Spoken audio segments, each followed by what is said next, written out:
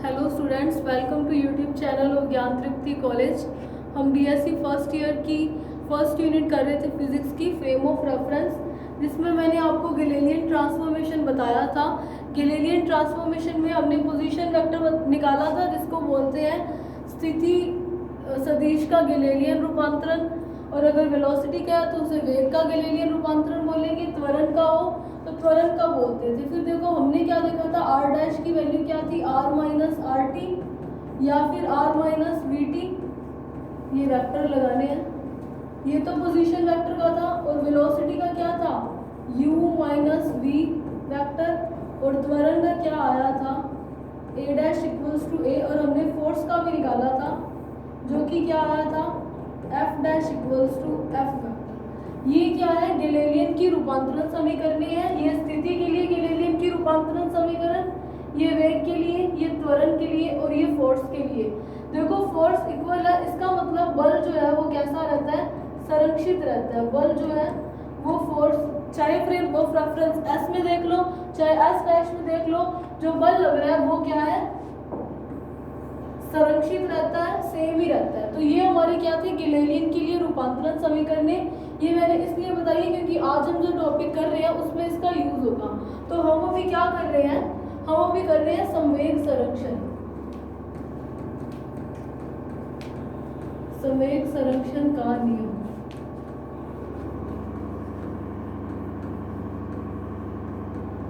Law of momentum conservation, यानी कि हमें, आपको पता होगा, आपने बेसिक में पढ़ा होगा कि जब तो कोई भी दो एटम्स ले लो, मॉलिक्यूल्स ले लो या पार्टिकल ले लो, कोई वस्तुएं ले लो, वो आपस में टकराती हैं तो उनका क्या, एक तो संवेग संरक्षित रहता है, दूसरा क्या, एनर्जी संरक्षित रहती है। अगर कोलिजन, हाँ कोलिजन की टाइप अलग अलग है, उसके अकॉर्डिंग एनर्जी और मोमेंटम की कंजर्वेशन भी बदल जाती है कि वो इलास्टिक है, नॉन इलास्टिक है, कंप्लीटली इलास्टिक है या कैसी है, वो डिपेंड करता है कि हम जो टक्कर पड़ रहे हैं वो कैसी है। लेकिन हम क्या पढ़ते हैं अभी, हम एक टाइप से प्रत्यास्थ टक्कर की बात करेंगे जिसमें ऊर्जा और संवेग संरक्षित रहता है। तो हम क्या देख रहे हैं, गैलीलियन का ही ये आगे टॉपिक चल रहा है, जिसमें हम संवेग संरक्षण का नियम और ऊर्जा संरक्षण का नियम दोनों प्रूफ करेंगे कि फ्रेम ऑफ रेफरेंस। पहले तो ये बताना चाहिए कि गैलीलियन ट्रांसफॉर्मेशन है क्या। वो क्या था, आपको कल बताया था, किसी एक फ्रेम ऑफ रेफरेंस में किसी एक पॉइंट की, किसी एक पार्टिकल की स्थिति आपको पता है तो वो ट्रांसफॉर्मेशन इक्वेशन या वो संबंध जिसकी हेल्प से आप दूसरे फ्रेम ऑफ रेफरेंस में उसी कण की स्थिति ज्ञात कर लेते हो, उसको क्या बोला था, गैलीलियन रूपांतरण समीकरण या गैलीलियन रूपांतरण संबंध। ठीक है, तो इसका एक और नाम आ सकता है, एक जड़त्वीय निर्देश तंत्र का दूसरे जड़त्वीय निर्देश तंत्र के साथ संबंध स्थापित करो। अगर आपके पास क्वेश्चन ये आता है या फिर गैलीलियन ट्रांसफॉर्मेशन इक्वेशन आती है तो दोनों सेम ही टॉपिक है। इसका मतलब ये नहीं है कि अलग अलग है, क्योंकि आपने गैलीलियन में हमने क्या लिया था, एक फ्रेम ऑफ रेफरेंस रेस्ट पे लिया था और दूसरा क्या लिया था, जो कांस्टेंट वेलोसिटी v से मूव कर रहा है। और जब मैंने आपको फर्स्ट लेक्चर में इनर्शियल फ्रेम और नॉन इनर्शियल फ्रेम की डेफिनेशन बताई थी, तो वो यही थी कि ऐसा निर्देश तंत्र जिसमें त्वरण ना हो या फिर न्यूटन की गति के नियम को फॉलो करे या कांस्टेंट वेलोसिटी से मूव करे, वो क्या था, इनर्शियल फ्रेम ऑफ रेफरेंस था। तो अभी हम पढ़ रहे हैं संवेग का संरक्षण नियम। तो देखो मैंने क्या मान लिया कि कोई एक फ्रेम ऑफ रेफरेंस एस है।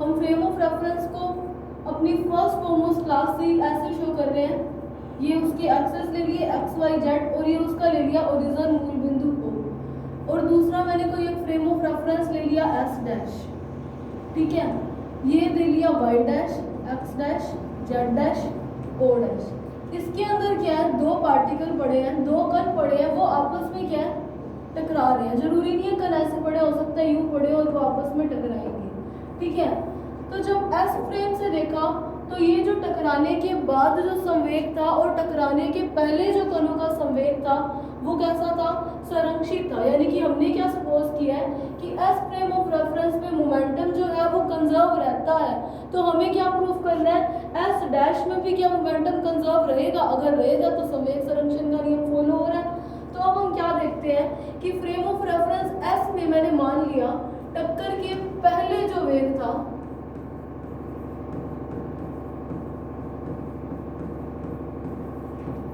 दो कण ले रहे हैं, टक्कर के लिए मिनिमम दो पार्टिकल होने चाहिए।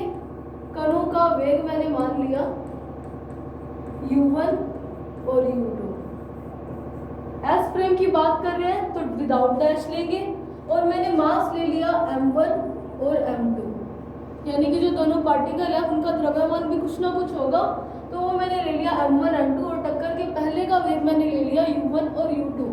और अगर मैं टक्कर के बाद का वेग देखूं तो टक्कर के बाद का वेग मैंने ले लिया, s फ्रेम में ले रही हूँ तो v1 और v2 ले लिया, वेक्टर्स लगा देना इसके ऊपर, ठीक है। तो देखो हमने क्या कहा था कि ये दो पार्टिकल जब टकरा रहे हैं तो s फ्रेम ऑफ रेफरेंस में संवेग संरक्षित रहता है। तो संवेग संरक्षण के नियम से क्या हो जाएगा, मोमेंटम कंजर्वेशन से क्या हो जाएगा,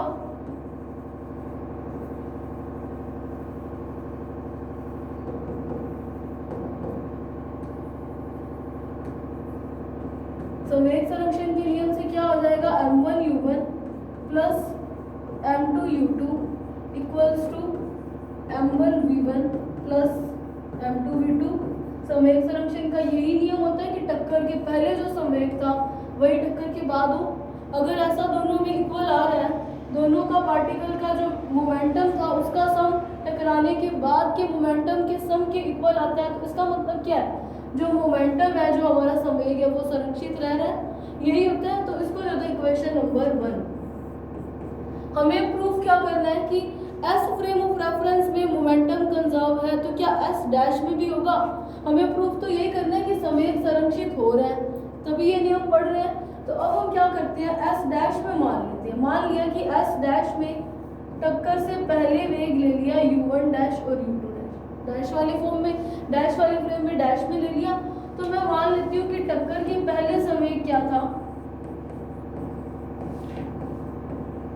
मोमेंटम बिफोर कोलिजन क्या आएगा, बिफोर कोलिजन क्या आएगा, देखो मास तो चेंज नहीं होगा ना फ्रेम ऑफ रेफरेंस में, m1 u1 dash plus m2 u2 dash. ये क्या मैंने मान लिया, टक्कर के पहले का संवेग। अब मैंने मान लिया टकराने के बाद जो संवेग है वो v2 डैश और v1 डैश हो गया। तो टकराने के बाद संवेग क्या हो जाएगा,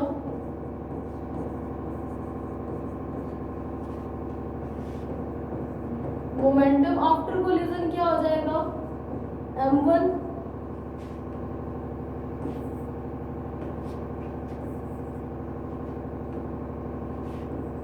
m1 v1 dash plus m2 v2 dash. इसको दे दो आप इक्वेशन नंबर 2, इसको दे दो इक्वेशन नंबर 3। आपको क्या प्रूफ करना है कि frame of reference s dash में भी अगर s में वो मोमेंटम कंजर्व दिखाई दे रहा है तो frame of reference s dash में भी दिखाई देगा, क्योंकि पार्टिकल भी वही है, टकराव भी वही पार्टिकल रहे हैं। तो हमें अभी प्रूफ क्या करना है कि इक्वेशन 2 और 3 इक्वल होगी। हम क्या पढ़ रहे हैं, गैलीलियन ट्रांसफॉर्मेशन में ये पढ़ रहे हैं, तो इसका मतलब गैलीलियन ट्रांसफॉर्मेशन इक्वेशन की यूज चाहिए हमें। तो देखो हमें इसको प्रूफ करना है इक्वल में। तो हमें क्या पता है, वी नो दैट आपने वेलोसिटी वेक्टर निकाला था गैलीलियन ट्रांसफॉर्मेशन में, वो क्या था, u dash is equals to u minus v vector. यही था, उस वाली में भी वेक्टर लगाना है, ठीक है। ये था गैलीलियन का वेग के लिए रूपांतरण समीकरण। तो देखो यहाँ से अगर मैं निकालूं u को निकालूं तो u वेक्टर क्या आएगा, u dash vector plus v vector.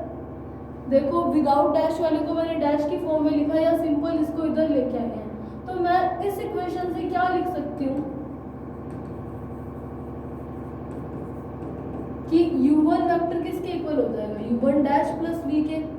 Similarly u2 किसके हो जाएगा, u2 डैश प्लस v के। वैसे ही मैं देखूं v1 किसके इक्वल हो जाएगा, v1 डैश प्लस v के, और v2 किसके इक्वल हो जाएगा, v2 डैश प्लस v के।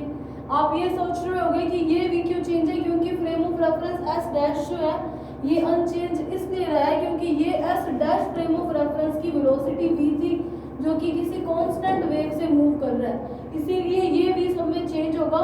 यहाँ पर 1 लगाया तो इधर भी 1 लगा दिया, और 2 लगाया तो 2 लगा दिया। इसको दे दो इक्वेशन नंबर 4। अभी तक हमने क्या किया, सिर्फ मोमेंटम कंजर्वेशन का लॉ लगाया, और गैलीलियन का आपको ये पता है ट्रांसफॉर्मेशन इक्वेशन मैंने वो यूज की है।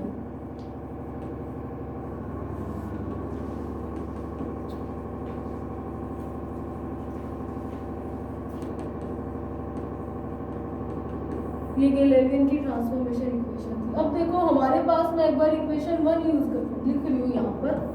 इक्वेशन 1 हमारे पास क्या थी, m1u1 plus m2u2 equals to m1v1 plus m2v2। ये इक्वेशन 1 थी। मेरे पास इक्वेशन 4 में u1 u2 v1 v2 की वैल्यूज पड़ी है, तो मैं अगर इक्वेशन 1 में इक्वेशन 4 की वैल्यू पुट कर दूं तो देखो मेरे पास क्या बनेगा। मैं क्या कर रही हूँ, इनकी वैल्यूज पुट कर रही हूँ। तो m1 u1 की वैल्यू क्या है, u1 dash plus v plus था m2 इंटू u2 की वैल्यू क्या है, u2 dash plus v equals to m1 v1 की वैल्यू क्या है, v1 dash plus v plus m2 v2 dash plus v। यही थी, मैंने इसकी वैल्यू पुट कर दी। तो इसको मल्टीप्लाई कर देते हैं तो क्या आएगा, m1 u1 dash plus m1 v plus m2 u2 dash plus m2 v, वो किसके इक्वल है, m1 v1 dash plus m1 v plus m2 v2 dash, ये डैश है, प्लस m2v। सिर्फ मैंने मल्टीप्लाई करा तो ये इक्वेशन बनेगी। अब देखो m1v से m1v कैंसिल हो जाएगा, इधर m2v से m2v कैंसिल हो जाएगा, ये वाली टर्म तो नहीं होगी ना क्योंकि ये तो अलग अलग है। तो क्या बचा, m1 u1 dash plus m2 u2 dash equals to m1 v1 dash plus m2 v2 dash. ये क्या है इक्वेशन, ये हमारी थी इक्वेशन नंबर 2 और ये थी इक्वेशन नंबर 3। ये क्या था, एस डैश फ्रेम में टक्कर से पहले मोमेंटम और ये था एस डैश फ्रेम में टक्कर के बाद का मोमेंटम। दोनों इक्वल आए हैं। इसका मतलब क्या है कि मोमेंटम कैसा है, कंजर्व है। इसका मतलब क्या होगा कि फ्रेम ऑफ रेफरेंस एस में अगर दो पार्टिकल के टकराने से उनका मोमेंटम कंजर्व है, ओ डैश ओ पे बैठा हो कोई ऑब्जर्वर ये देख रहा है, तो दूसरी frame of reference S dash से भी कोई ऑब्जर्वर देखेगा तो उसको भी मोमेंटम कंजर्व ही दिखाई देगा। भले ही आपने देखा होगा कि जो वेग था वो कैसा मिल रहा था, चेंज होकर मिल रहा था, लेकिन संवेग फिर भी संरक्षित रहेगा। तो ये हमारा हुआ संवेग संरक्षण का नियम। अब हम क्या करेंगे, ऊर्जा संरक्षण का नियम, लॉ ऑफ एनर्जी कंजर्वेशन।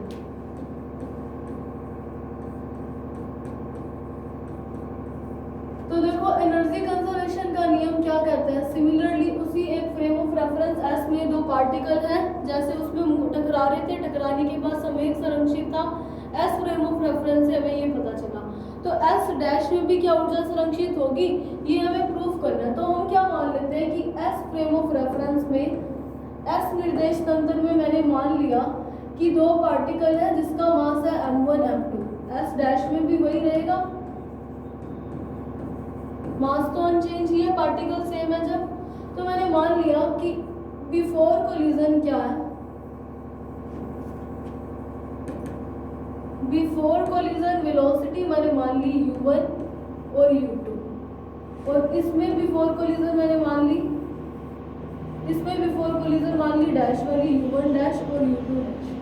ठीक है, इसमें मैंने मान लिया कि टकराने के बाद आफ्टर कोलिजन मैंने मान ली v1 और v2। तो इसमें मैंने आफ्टर में मान ली, यानी कि टक्कर करने के बाद मैंने मान ली v1 डैश और v2 डैश। इसका ओरिजिन है O, इसका ओरिजिन है इसका O डैश, इसका O। अभी तक हमने क्या किया है कि एक फ्रेम ऑफ रेफरेंस S लिया जिसमें दो पार्टिकल है, जिसका द्रव्यमान है m1 और m2। टक्कर के पहले वेग मैंने मान लिया u1, ये u है, v लगता है, u1 और u2, और ये टकराने के बाद मैंने मान लिया कणों का वेग चेंज हो जाएगा, वो मैंने मान लिया v1 और v2। और इस फ्रेम ऑफ रेफरेंस में मैंने डैश में ले लिया। तो देखो हमने क्या कहा कि फ्रेम ऑफ रेफरेंस एस में जो पार्टिकल है वो टकरा रहे हैं और टकराने से उनकी एनर्जी जो है वो कंजर्व रह रही है। अगर ऊर्जा संरक्षित रहती है तो फ्रेम ऑफ रेफरेंस एस में मेरे पास क्या आ जाएगा, एनर्जी आपको पता है E क्या होती है, हाफ mv², यही होती है ऊर्जा। अगर ऊर्जा संरक्षित है तो टक्कर के पहले और टक्कर के बाद ऊर्जा समान रहेगी। तो मैंने मान लिया half m1 u1² plus half m2 u2²। ये क्या है, m1 पार्टिकल की ऊर्जा, ये m2 पार्टिकल की ऊर्जा। कैसे? टक्कर के पहले। तो टक्कर के बाद अगर वेग चेंज हुआ, द्रव्यमान तो चेंज नहीं हो रहा ना, m1 v1 square plus m2 v2 square. अगर हम आइडियल केस ना लें तो कुछ हीट भी प्रोड्यूस होगी, जिसको मैंने क्यू ले लिया। अगर आप ये कह रहे हो कि हीट प्रोड्यूस ना हो तो भी कोई बड़ी बात नहीं, आप इस क्यू को मत लिखना।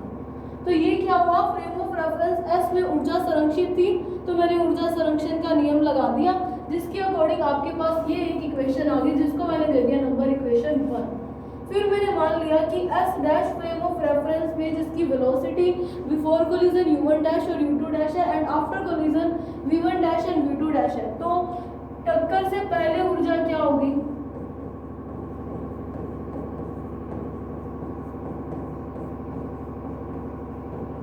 टक्कर से पहली ऊर्जा क्या हो जाएगी, हाफ m1 u1 डैश का स्क्वायर, ये 12 नहीं है डैश है, plus half m2 u2 dash का स्क्वायर। सिमिलरली मैं टक्कर के बाद देखूं तो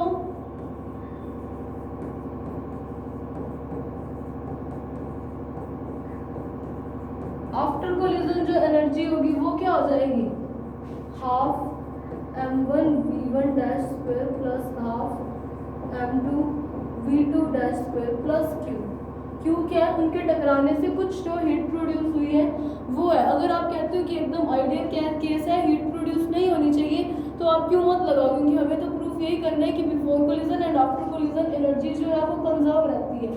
तो अब हमें क्या करना है, जैसे हमने मोमेंटम कंजर्वेशन में देखा था, क्या किया था कि हमारे पास टक्कर के पहले मोमेंटम था, उस वाली इक्वेशन में हमने गिलेलियन ट्रांसफॉर्मेशन इक्वेशन ऑफ वेलोसिटी, वेग का जो गिलेलियन रूपांतरण समीकरण था, उससे u1 u2 v1 v2 की वैल्यू निकाली थी। देखो ये वैल्यूज ही निकाल करके मोमेंटम कंजर्वेशन जो एस फ्रेम में दिख रहा था उस पर पुट करी थी। तो वैसे ही अपने एनर्जी कंजर्वेशन का कर देते हैं। तो देखो हमें क्या पता है, फिर से क्या पता है,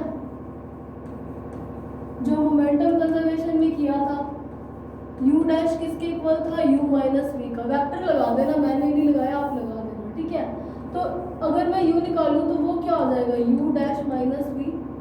मैंने u क्यों निकाला है, क्योंकि मैं u1 जो टक्कर के पहले ऊर्जा संरक्षित थी ये तो मुझे पता था, मैंने इस वाले के अंदर वैल्यू लिखनी है, इसीलिए मैंने विदाउट डैश को इस साइड लेके आई हूँ। तो देखो यहाँ से क्या पता चलता है, अगर ये इक्वेशन इस तरीके की है तो u1 डैश भी तो इसके इक्वल हो जाएगा ना। तो u2 किसके इक्वल हो जाएगा, u2 डैश माइनस v के, और v1 किसके इक्वल हो जाएगा, v2 डैश माइनस v के, और v2 किसके इक्वल हो जाएगा, v2 डैश माइनस v के। ये v frame of reference s dash की वेलोसिटी है जो कांस्टेंट है, ये किसी में भी चेंज नहीं होगी। तो यहाँ पे कहीं 1 1 मत लगा देना, 1 लगाओगे तो ये वैसे ही कट जाएगी, तो ये कभी सॉल्व ही नहीं हो पाएगी। तो इसको दे दो इक्वेशन नंबर, अगर उधर नंबर नहीं दिया हुआ तो 2 दे दो, नहीं दिया हुआ इसको आप इक्वेशन नंबर 2 दे दो। तो देखो बाय इक्वेशन 1 एंड 2, 1 क्या मेरे पास ये जिसमें एनर्जी कंजर्व थी, और 2 क्या है जिसमें मैंने इनकी वैल्यू लिखी है u1 u2 थी। तो मैं वैल्यू पुट कर देती हूँ, क्या था, हाफ m1 u1 स्क्वायर था, u1 की वैल्यू मेरे पास क्या है, u1 dash minus v square था, स्क्वायर लगा दिया, plus half m2 u2 square था, u2 की वैल्यू पुट करी, equals to half m1 v1 square था, v1 स्क्वायर क्या है, v1 डैश माइनस v का स्क्वायर, ये v है इसको भी मत मान लेना, plus half m2 v2 dash minus v का स्क्वायर, प्लस q जो हमने हीट मानी थी कि टकराने से कुछ हीट प्रोड्यूस हो रही है। तो इस इक्वेशन को सॉल्व करते हैं जैसे मोमेंटम कंजर्वेशन में किया था, मल्टीप्लाई करा था, अब पहले स्क्वायर खोल के मल्टीप्लाई करेंगे। तो देखो क्या आएगा, हाफ m1, यहाँ पर क्या बनेगा, u1 square plus v square minus 2 u1 into v, dash में है ये डैश लगा हुआ, ठीक है। तो ये वाली वैल्यू यहाँ पे पुट करूँ और मैं करूँ तो यहाँ पे क्या आ जाएगा, u1 dash square plus half m1 v square minus है माइनस 2 2u1 इंटू वी, ये 2 से हाफ कट जाएगा तो क्या आएगा minus m1u1 dash into we plus इस वाले को सॉल्व करूं ऐसा ही बनेगा। तो देखो क्या बनेगा, हाफ m2u2 डैश का square plus half m2v square minus में क्या बन रहा है हमारे पास, यहाँ पे भी बनेगा 2u1 डैश इंटू वी और 2 का हाफ कट जाएगा m2u2 डैश इंटू वी किसके इक्वल है, इस वाले को सॉल्व कर देते हैं। Half m1v1 dash square plus half m1v square minus यहाँ पे भी m1v1 dash into we plus half m2v2 dash square plus half m2v square minus m2v2 dash into V. अब देखो ये वाली टर्म और ये वाली टर्म, सॉरी ये वाली टर्म, ये कैसी है, वो एक जैसी है और साइन भी सेम है, इसका मतलब ये तो कट जाएगी। वैसे ही ये वाली टर्म और ये वाली टर्म भी सेम है, तो ये टर्म तो आपस में चारों कैंसिल होगी, ये इसके साथ और ये इसके साथ। तो यहाँ से मेरे पास क्या बचा, half m1u1 dash square plus, sorry plus नहीं minus half m1u1 dash square minus m1u1 dash into we plus half m2u2 dash square minus m2u2 dash into we किसके इक्वल आ रहा है, हाफ, यहाँ पे प्लस क्यू रीड भी थी, half m1v1 dash square minus m1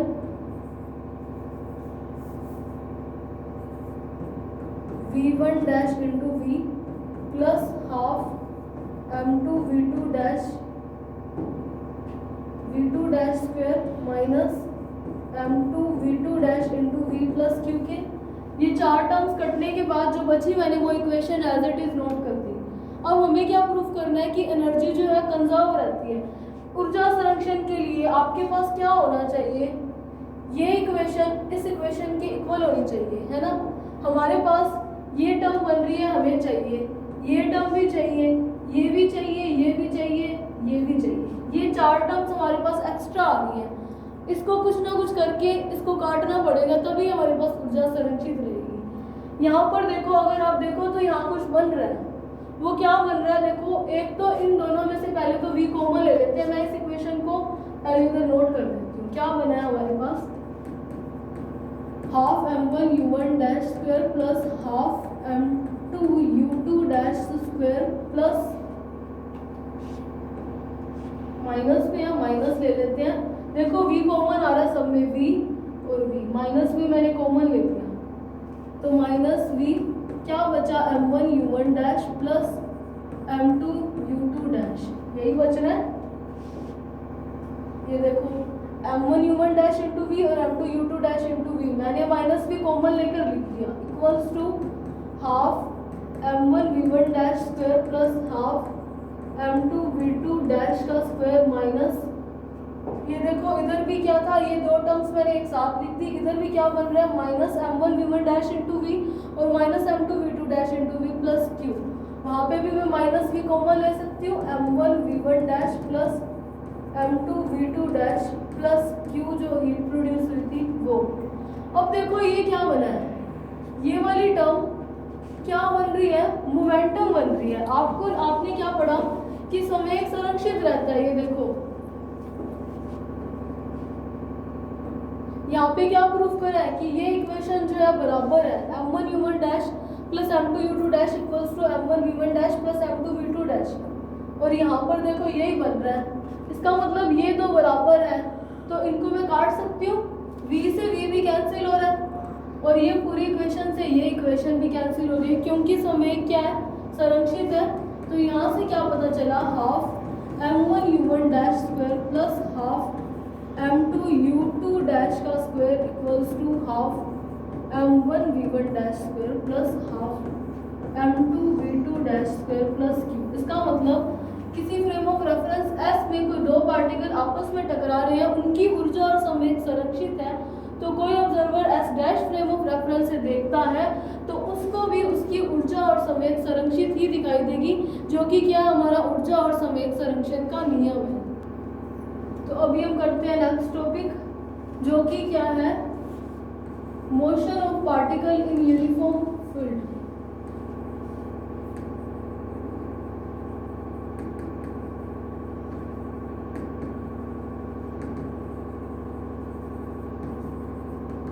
एक समान क्षेत्र में कण की गति, ठीक है।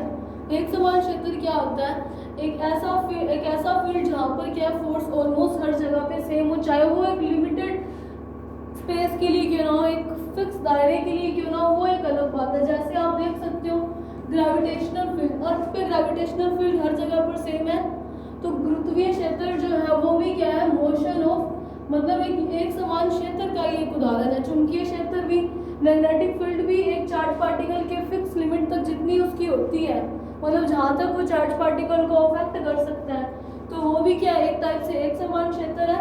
तो हम पहले पढ़ते हैं गुरुत्वीय क्षेत्र में, एक समान क्षेत्र में हम पहला क्या पढ़ रहे हैं, गुरुत्वीय क्षेत्र।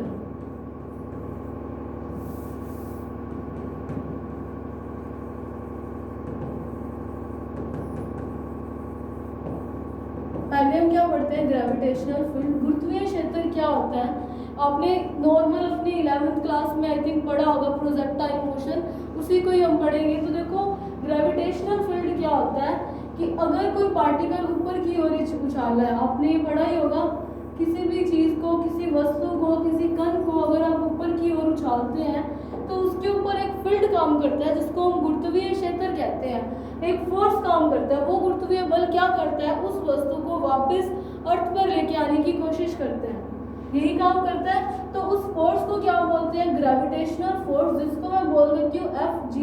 और उस फोर्स के कारण देखो फोर्स क्या होता है m इंटू ए, मास इंटू त्वरण एक्सीलरेशन।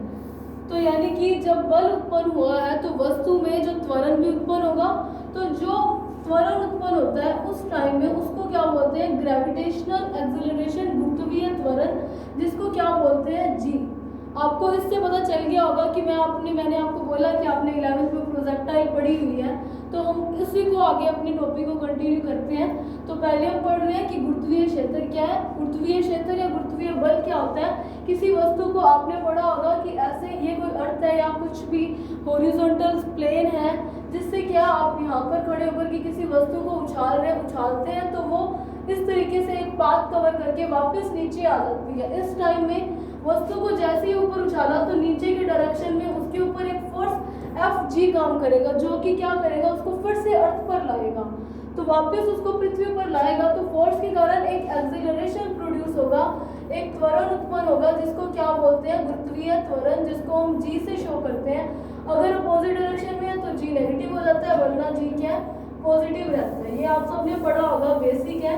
और जिस वस्तु को उछाला जाता है उसको क्या बोलते हैं, ये भी आपने पढ़ा ही होगा, प्रोजेक्टाइल। क्या बोलते हैं प्रक्षेप्य। और जिस वो पाथ पे गति करता है उसको क्या बोलते हैं प्रोजेक्टाइल पाथ या ट्रेजेक्ट्री ऑफ प्रोजेक्टाइल, या इसको एक और चीज बोल सकते हैं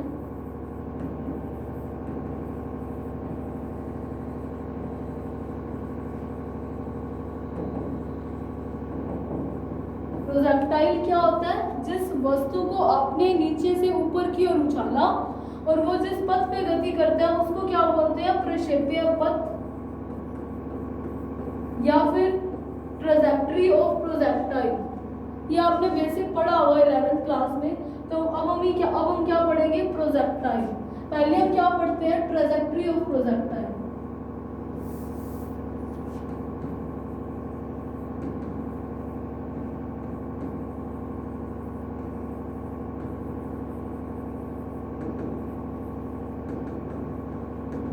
प्रोजेक्टाइल का पथ पढ़ते हैं। आपको ये तो बेसिक पता ही है ना कि जैसे ही उसको उछालते हैं तो वो क्या करती है पैराबोला पाथ कवर करके नीचे आ जाती है। और पैराबोला की इक्वेशंस भी आपने पढ़ी होगी, यानी कि हमें उसके पाथ को क्या प्रूव करना है कि वो कैसा है परवलयाकार है। परवलय ही होता है पैराबोला, हमें क्या पाथ की इक्वेशन निकालनी है, पथ की समीकरण निकालनी है। वो कैसी होनी चाहिए, जैसे कि एक पैराबोला की इक्वेशन होती है। आपको मोशन गति की समीकरण पता होंगी। एक क्या होता है, v equals to U plus A T, दूसरी क्या होती है s equals to U T plus half A T square, और तीसरी क्या होती है v स्क्वायर is equals to U square plus 2as। ये तीन क्या है, इक्वेशन ऑफ मोशन है।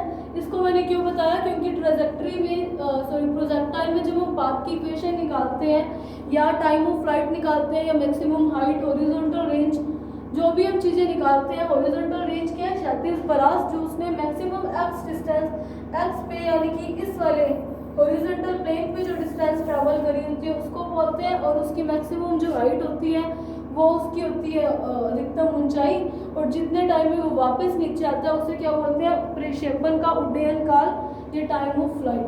तो ये सारी चीज़ें निकालने के लिए हमें इन इक्वेशन ऑफ मोशन की ज़रूरत पड़ेगी, जो कि मैंने एक बार साइड पे लिख दी है। ठीक है, तो अब हम क्या करते हैं, पहले देखते हैं कि मान लिया कि कोई एक प्रोजेक्टाइल है, हम एक हॉरिजॉन्टल प्लेन पर खड़े हैं या अर्थ पे खड़े हैं, और फिर हम क्या कर रहे हैं, इसको क्या कर रहे हैं, यहाँ से फेंक रहे हैं। प्रोजेक्टाइल फेंकते हैं, कोई भी वस्तु फेंकी है वो नीचे तो अर्थ पे आएगी, और अर्थ पे आती है तो ये भी आपने पढ़ा कि परवलयाकार पथ पे गति करती है। जब वो परवलयाकार पथ पे गति करती है तो मैंने उसकी पैराबोला बना दिया। देखो मैंने मान लिया कि जैसे ही उसको पृथ्वी पे फेंका है तो मैंने क्या माना कि वो इस तरीके की कोई पथ पे गति करती है, और जब हम इसके ऊपर एक स्पर्श रेखा खींचते हैं तो वो स्पर्श रेखा क्या शो करती है, वेलोसिटी को शो करती है। ये पूरी टेंजेंट बनी नहीं है, तो मैंने मान लिया कि वो वेग है u, और मान लिया कि जो पार्टिकल को फेंका, जिस वस्तु को फेंका, वो इस हॉरिजॉन्टल प्लेन से इस क्षैतिज रेखा से थीटा एंगल बना रहा है। अगर वो थीटा बना रहा है और ये जो लाइन जो है वो किसको शो करती है, उसके वेग को शो करती है। ये थोड़ा सा सही नहीं बना, तो मैंने ये उसकी वेलोसिटी दिखा दी, जो कि क्या ली थी, u। तो देखो वेग के दो घटक हो जाएंगे, एक तो ux, एक क्या हो जाएगा uy। y एक्सिस के अलोंग है और x एक्सिस के अलोंग है, इसलिए मैंने ux और uy लिख दिया।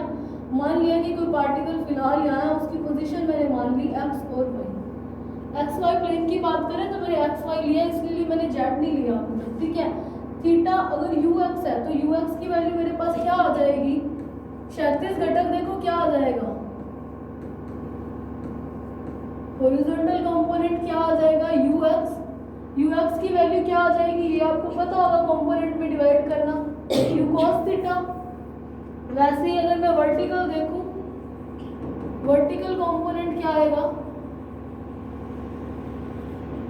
uy हो जाएगा। uy क्या होगा, u sin थीटा। ठीक है, तो uy को मैं लिख देती हूँ यहाँ पर u sin थीटा, और ux को क्या लिख देते हैं, u cos थीटा। तो मैंने आपको बोला था क्षैतिज परास, क्षैतिज परास क्या होता है, ये जितनी उसने डिस्टेंस ट्रैवल करी है, यानी कि यहाँ से इसको मैं o दे देती हूँ, इसको दे देती हूँ o डैश, तो o डैश क्या होगा इसका, क्षैतिज परास, हॉरिजॉन्टल रेंज, जिसको हम बोलते हैं r। फिर ये क्या होती है, मैक्सिमम हाइट, इसको मैं बोल देती हूँ hm। hm क्या शो कर रहा है, मैक्सिमम हाइट।